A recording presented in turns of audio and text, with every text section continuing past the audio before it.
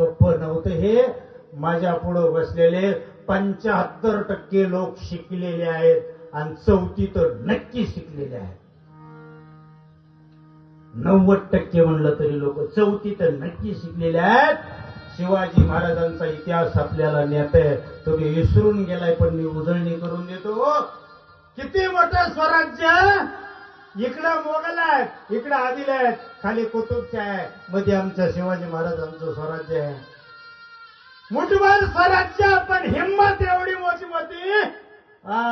हिंमत सोपी नव्हती. फतेखानावर ज्यावेळेस पहिल्यांदा स्वारी केली ना, त्यावेळेस लढायला तलवारी सुद्धा नव्हत्या आमच्याकडे. तलवारी नव्हती, तोफा त्या नव्हत्याच, भाले नव्हते. गरिबीतनं निर्माण केलेलं स्वराज्य, पण आमचे राजे सामान्य नव्हते. फतेखानाला हरवायचंय ना, मग पुरंदर वरती चला. बघितलाय कोणी पुरंदर? हातवर करा. दोन तीन जणांनी बघितलाय. मायबाप तुमच्या पाया पडतो गड्या. 2-4 किल्ले बघितल्याशिवाय मरू नका, खरंच मरू नका. नाहीतर मग शिवाजी महाराजाचं नाव घ्यावं लागतं. तुम्हाला शपथ आहे माझी. तुम्ही वाईट वाटून घ्या, नाहीतर कसंही वाटून घ्या, पण शिवाजी महाराजांच्या राज्यात जन्माला आलो आणि किल्ला न बघताच मेलो, ह्याच्यासारखी लाजिरवाणी गोष्ट दुसरी कुठली नाही, खरंच नाही. एक बघा, तुम्हाला राजगड बघितला तर मग तर तुमच्या पाय धुवून पाणी पिन पुढल्यावर. कारण राजगड जसा शिवाजी महाराजांच्या काळात होता तसाच आहे आता. त्याला कुठं इष्टी जात नाही, कुठं चलत, त्याला कुठं जवळ काय नाही, त्याला काय रोपवे नाही. आता मी 10 किलोमीटर माझ्यात चलत जावं लागतं वर. आणि कधी राजगडवर महाराज आम्ही आतापर्यंत 5 वेळा मुक्काम केला राजगडवर. माझ्या अत्यंत आवडीचा राजगड. एवढा एकांतात आहे. रायगडवर तरी माणसं असतात, राजगडवर तर कुणी येत नाही आपल्याशिवाय. लय भारी वाटतं, राजेनं आपणच असल्यानं वाटतं. कारण तिकडे काय जायला सोयीच नाही ना. बघा एकदा तरी किल्ला. हो, पुरंदरच्या किल्ल्यावरती मावळ्यांनी दगड आणून रचली. खाल्लं फतेखानाची स्वारी आली तर आमच्या मावळ्यांनी अशी दगडाची मारामारी करून पहिलं युद्ध जिंकलं आमच्या राजाने. उगाच नाही. मनोजीव मृत्युल्य वेदम जसं म्हणतात ना, तसंच आमच्या राजाचं हे आहे. इतकं बुद्धिमत्तम वरिष्ठम, एवढी चलाक बुद्धी आमच्या राजाचे. पण सगळ्यात मोठं संकट आलं. दुसरं संकट अफजल खान आला. 45,000ची सेना घेऊन आला. अफजल खानाला मारण्यासाठी शिवाजी राजांनी चक्रव्यूह रचलं. कुठं? जावळीचं खोरं. कधी महाबळेश्वर बघायला जाता, एकदा जावळीचं खोरं बी बघा. त्याच्यापेक्षा थंड हवेचं ठिकाण आहे प्रतापगड. आमच्या राजांनी बांधलेला गड इथं प्रतापगड. हा राजांनी स्वतः बांधलेला. हो, प्रतापगडाच्या आणि याच्या महाबळेश्वरच्या मधलं जे जंगल आहे ना, त्याला जावळीचं खोरं म्हणतात. 45,000ची सेना जावळीच्या खोऱ्यात उतरवली. आमच्याकडे त्यावेळेस फक्त 15,000 सेना होती महाराज. 15,000. 45,000 जणांचा पराभव करायचा आहे. पण नियोजन परफेक्ट. नियोजन करा फक्त शिवाजी महाराजांनी. नाही, आधी नाही, नंतर नाही. नियोजन शिवाजी राजांनी. नेताजीला सांगितलं 45,000 खाली उतरले की त्या घाटाचं नाव आहे रडतोंडीचा घाट. कुठला? इकडून चढताना 5 गणीवरून जी घाट लागतो ना वाईवरनं, त्याला पसरणीचा घाट म्हणतात. आणि महाबळेश्वरवरनं खाली उतरताना ज्या घाट आहे त्याचं नाव काय? रडतोंडीचा घाट. म्हणजे तिथं रडकुंडीलाच येतो माणूस उतरताना चढताना, त्याला रडतोंडी. त्या घाटातून 45,000ची सेना माघारी गेली, आतमध्ये गेली. आणि नेताजी पालकरला सांगितलं, वा वा वा वा. नेताजी म्हणजे सोपा नव्हता. त्याला सांगितलं आखी झाडं त्या रस्त्यावर तोडून आडीव टाकायची, एक सुद्धा माणूस वर चढून गेला नाही पाहिजे. आणि यसाजीला आणि तानाजीला सांगितलं 5-5 हजाराची सेना तुम्ही घ्यायची आणि आजच्या झाडात लपून बसायचं.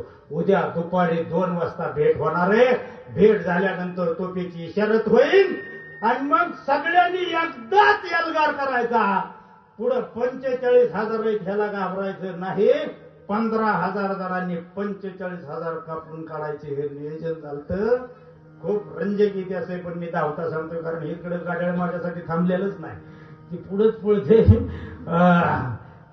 45,000 सेनेवरती ज्यावेळेस शिवाजी राजाने अफजल खान फाडला, तोफेचा आवाज झाला. 45,000 सेनेवरती एकदाच आमची 15,000 सेना तुटून पडली. अभूतपूर्व विजय झाला, सुवर्ण अक्षरांनी लिहिला. हो, एवढा विजय ना भूतो न भविष्यती. त्यात उंट किती होते, घोडे किती होते, हत्ती किती होते, सोनं नाणं दागिनं. आणि तिथं ज्यांनी शस्त्र शिवाजी राजांच्या पुढे ठेवलं, असे किती मावळे सुद्धा राजांना शरण आले. म्हणले आजपासून तुमचाच. कारण काही काही गड्यांना सवय असते, जिकडं निवडून आलं तिकडं मिसळायचं. त्यात बी होती ना काय. म्हणजे आता शिवाजी महाराज विजय मरण्यापेक्षा बरं ना. अफजल खान तर मेलाच आहे, आता शिवाजी महाराज की जय म्हणाय काय अर्थ आहे. जास्त युद्ध करावं लागले नाही, फटाफट शरण आली.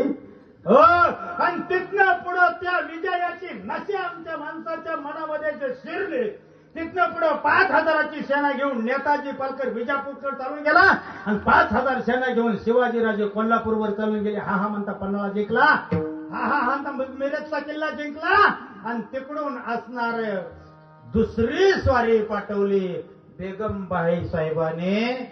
ते होते सिद्धी जोहार. आणि सिद्धी जोहार पुन्हा 45,000 सैनिक. त्या टायमाला शिवाजी राजांची एवढी गळचिपी झाली. एका बाजूला आदिलशहाने मोगलांना पत्र लिहिलं औरंगजेबाला, आम्ही शिवाजी महाराज बंदिस्त केलाय, तुम्ही पुण्यावरती चाल करा. शाहिस्ते खान मामा 1,00,000 सेना घेऊन पुण्यामध्ये दाखव. संकट कशाला म्हणतात, संकट सोपी नाही. तुम्हाला वाटलं काय असं शिवाजी महाराज जय म्हणलं की राज्य तयार होतं? तसं होत नाही.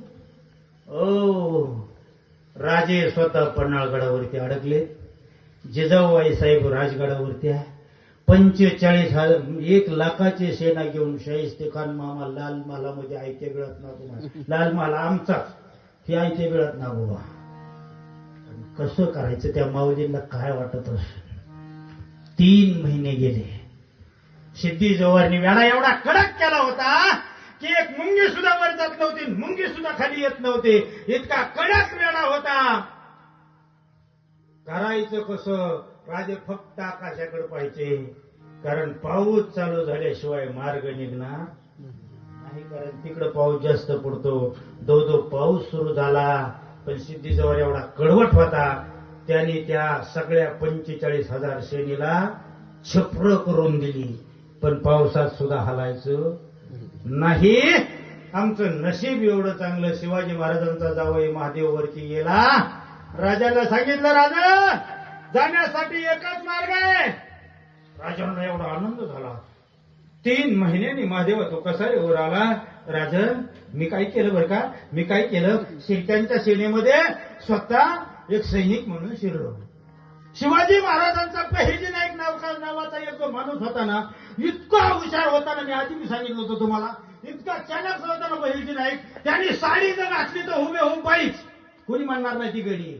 त्यांनी कीर्तनाला जर उभा राहिलं ना हुबेहूब महाराजच. त्यांनी जर संबुळा घेतलं तर हुबेहूब गोंधळीच. त्यांनी जर कवचे घेतला ना, आता काय आचार्याला स्वयंपाक घेतो इतका तुम्हाला नाही नाव ठेवत, पण आमच्या बहिरजी नाईकाचं कौतुक करतोय. हो, बहिरजी नाईक आचार्य एवढा चांगला होता की त्याच्यासारखा आचार्यच नाही. त्यांनी जर माळीकाम हातात घेतलं ना, तर त्याच्यासारखा फुलवाला माळी फुलवणारा दुसरा कोणी नाही. हो, इतका बहिरजी नाईक बहुरंगी माणूस. नाही तिथनं बातमी आणायची म्हणलं की बहिरजी नाईक आणायचं. कुठं हिथं कोण जात नाही ना, औरंगजेबापाशी कोण जात नाही ना, मी जातो.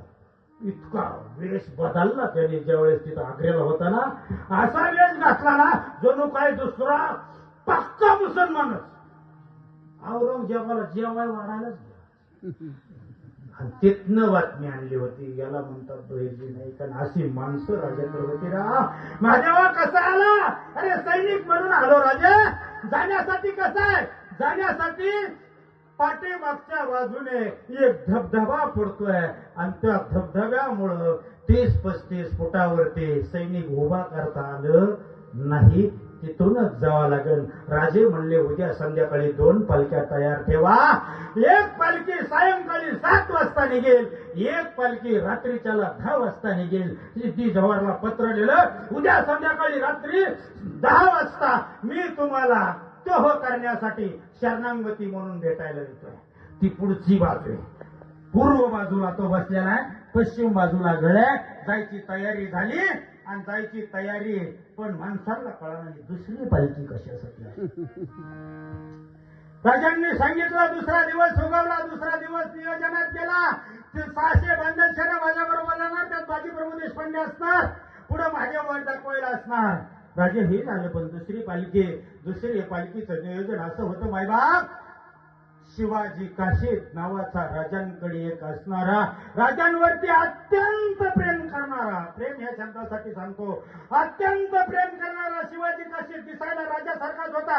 राजाने स्वतःच्या अंगावरती कपडे काढले, त्याच्या असणाऱ्या अंगावरती घातली आणि राजाच्या डोळ्यातून अश्रूच्या धारा ओघळायला सुरुवात केली. याला प्रेम म्हणतात. राजा काय रडताय तुम्ही? शिवा, तुझ्या अंगावर हे कपडे घालताना माझं अंतकरण भरून येतोय रे. तुला जी संध्याकाळी आज रात्री मी पाठवतोय ना सिद्धी जव्हारला भेटायला, निश्चितच तू पुन्हा जिवंत माघारी येणार नाही याची मला खात्री आहे रे. म्हणून माझ्या डोळ्यातून अश्रूच्या धारा येतात.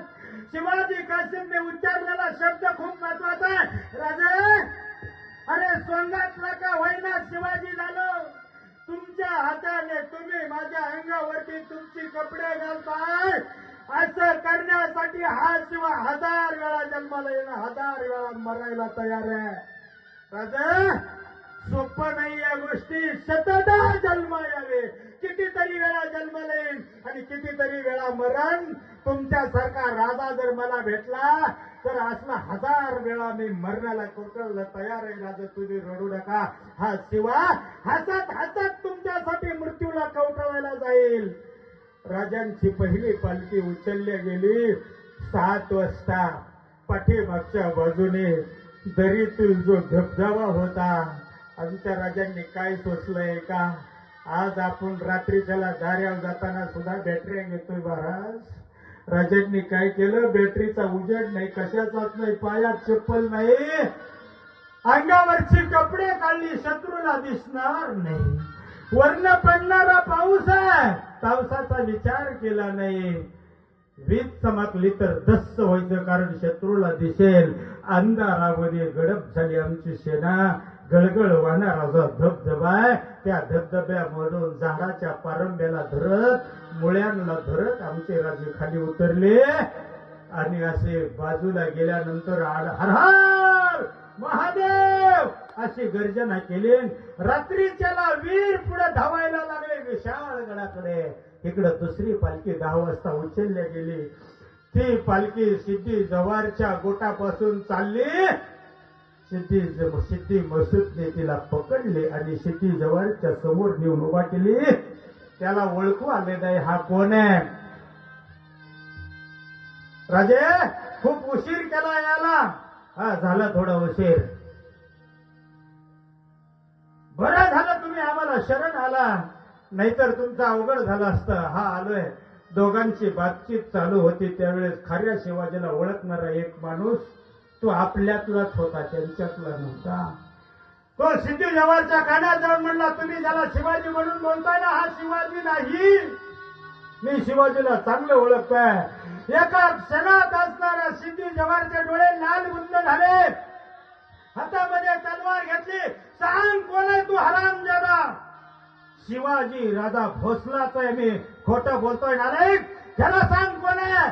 आणि मग आमचा मरणाच्या तळ्यात असणारा शिवाजी काशीद हसला. म्हणला, माझं नाव विचारतो? अरे शिवाजी काशीद म्हणतात या देहाला.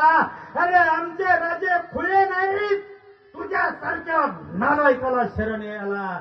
आमचा राजा सामान्य नाही. तुला माहित आहे हातात घेतलेली तलवार काय होणार आहे तुझं? मला माहित आहे. तुझ्या हातातली तलवार माझ्या हृदयात आरपार जाणार आहे, पण भीत नाही आता आपल्या मरणा. दुःख होते जना न देखळे. हो, आमचा शिवाजी काशीत हसत होता, सिद्धी जवळनीची काढलेली नंगी तलवार आरपार शिवाजी काशीच्या हृदयात घातली. शिवाजी काशीत हसला. शेवटचा अखेरचा हा तुला दंडवत राजे, तुम्हाला नमस्कार करतो, हर हर महादेव असा वरून अखेरचा श्वास आमच्या शिवाजी काशीतने घेतला. याला म्हणतात प्रेम.